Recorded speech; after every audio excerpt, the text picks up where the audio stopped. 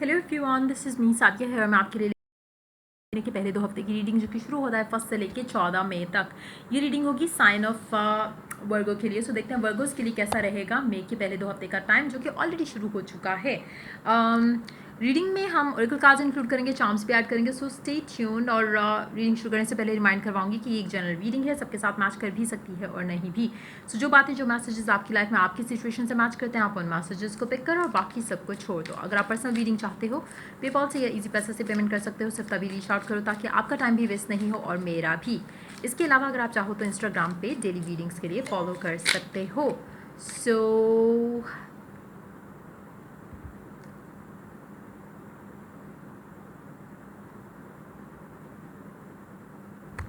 So yup, hold on. Start करते हैं, देखते हैं वर्गोस के लिए कैसे रहेंगे पहले 2 हफ्ते का time. Let's get into it, let's find out, let's begin. 6 of wands। Career finances wise आपका ये टाइम बहुत अच्छा रहेगा। मुझे लगता है कि काफ़ी हद तक आप अपने आप को ऑन टॉप फील कर रहे होगे। हो सकता है कि लोग आपको बहुत ज़्यादा अप्रिशिएट कर रहे हो राइट नाउ। जब आप ये महीना शुरू किया है तो आपको काफ़ी हद तक लगेगा कि लोग आपके बारे में बात कर रहे हैं, लोग आपके बारे में आपके काम को, चाहे वर्क प्लेस पे है या घर पे है या फैमिली में है, आपके बारे में अच्छा और पॉजिटिव सोच रहे हैं, बोल रहे हैं। कुछ ना कुछ थोड़ा एनवियस एनर्जी भी होगी आसपास से, लेकिन it will not affect you in a negative way.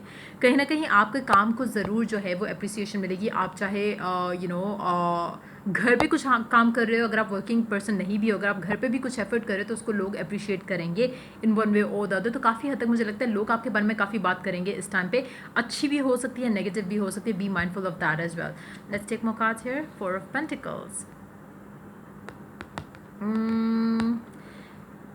कुछ लोगों के लिए आपका कोई सीक्रेट जो है वो रिवील होने के बहुत ज़्यादा चांसेस हैं। सो मेक श्योर कि लोग नेगेटिव वे में आपके बारे में ज़्यादा बात नहीं करें। कोई हो सकता है कोई आपका मैसेज लीक आउट हो जाए, कोई आपका सीक्रेट जो है अगर आपने किसी से शेयर किया हुआ है उसका लीक आउट होने के बहुत ज़्यादा चांसेस हैं। अगैन, लोग आपके बारे में बात करेंगे, कुछ लोगों के लिए अच्छे वे में होंगे, कुछ लोगों के लिए नेगेटिव वे में भी हो सकता है। Let's take more cards here. 5 of pentacles, 2 of cups. Okay, what's it all about?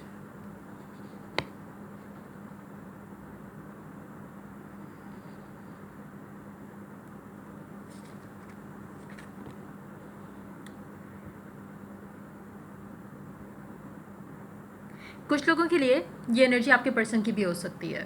Since it's a general reading, वो तो ऑब्वियस है कि कुछ लोगों के लिए रिवर्स होगा, लेकिन इन दैट केस मुझे लगता है कि आपको आपके पर्सन के बारे में कुछ नेगेटिव या कुछ इस तरह से सुनने को मिल सकता है, और जिसके बाद आप जो है आपको नेगेटिव फीलिंग आना शुरू हो जाएगी और आपको लगेगा कि पता नहीं कुछ गलत हो गया है। जैसे हो सकता है उसने किसी और से शादी कर ली है, एंगेजमेंट कर ली है, कुछ इस तरह की न्यूज़ भी सुनने को मिल सकती है आपको इस टाइम के अंदर, और जिसकी वजह से आपको लगेगा कि यू आर लेफ्ट अलोन। ये भी हो सकता है कुछ लोगों के लिए। और अगर ऑपोजिट हो एनर्जी, जैसा कि अगर आपके पर्सन की एनर्जीज हैं, तो हो सकता है कि आपकी इंगेजमेंट किसी और से हो जाए, उसके बाद आपके पर्सन को फील हो कि शायद वो लेफ्ट अलोन हो गए हैं, और आप जो है मुझे लगता है कि आपको कुछ ऐसी न्यूज़ मिलेगी जैसे आपके पर्सन ने मूव ऑन कर लिया है, या फिर कुछ इस तरह से जिसमें आपको ये फीलिंग आएगी कि शायद यू आर लेफ्ट अलोन।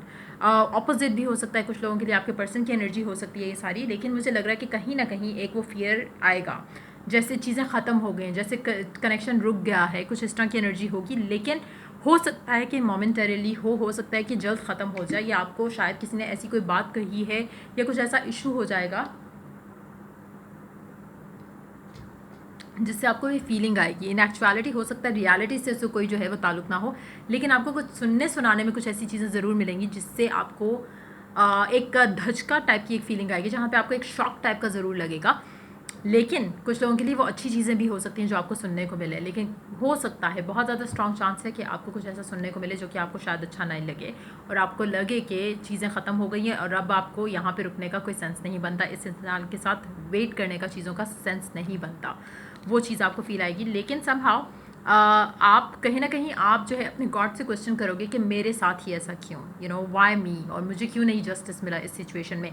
जहाँ तक मुझे लग रहा है कि it's not gonna be reality majority लोगों के लिए, जो आपके जहन में एक मूवी चलना शुरू हो जाएगी ना, वो रियलिटी नहीं है। हो सकता है कि आपको कोई गलत इन्फॉर्मेशन दे रहा हो जिसके बाद आपके माइंड में एक एक नेगेटिविटी जो है वो ज़्यादा बढ़ जाए और आपको लगेगा कि वो ऐसे कैसे कर सकता है, मेरे साथ ऐसे कैसे हो सकता है, इस तरह की चीज़ें होंगी।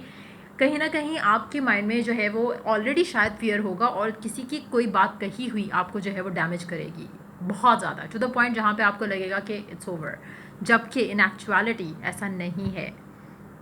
कुछ लोगों के लिए हो भी सकता है बिकॉज डेथ कार्ड भी आया है, सो डिफरेंट होगा सबके लिए, लेकिन मुझे लग रहा है कि एक सेकेंड, जितना ज़्यादा कोशिश करो कि आप अपने आप को स्टेबल रखो और ज़्यादा कही और सुनी बातों पे ज़्यादा यकीन नहीं रखो। अगर आपको कुछ भी लग रहा है तो मेक श्योर कि आप डायरेक्ट कम्युनिकेट करो, बजाय इसके कि एक पहले ही सोच के एक अनस्टेबल सी फीलिंग में आ जाओ जहाँ पे आपको लगे कि कुछ ख़त्म, लाइक मेरे अंदर से जैसे कुछ जब आप कोई बुरी न्यूज़ सुनते हो तो आपको वो एक अंदर से फीलिंग आती है एम्प्टीनेस की, और वो चीज़ जैसे अंदर से कुछ टूटा है, वो चीज़ मुझे लग रहा है कि आपको पहले फील हो जाएगी, जबकि रियलिटी ऐसी है या नहीं है उसकी कोई क्लैरिटी नहीं है आपके पास।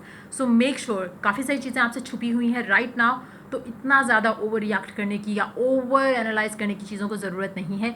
चीज़ें आपकी क्लैरिटी में आ जाएंगी, लेकिन इस तरह की सिचुएशन अभी क्रिएट होने वाली है आपकी लाइफ में इस टाइम के अंदर जहाँ पे आपको लगेगा कि ओ माय गॉड, ज़िंदगी जैसे फिर से जो है वो लेवल 0 पे आ गई हो, उस तरह की एनर्जी है आपके लिए।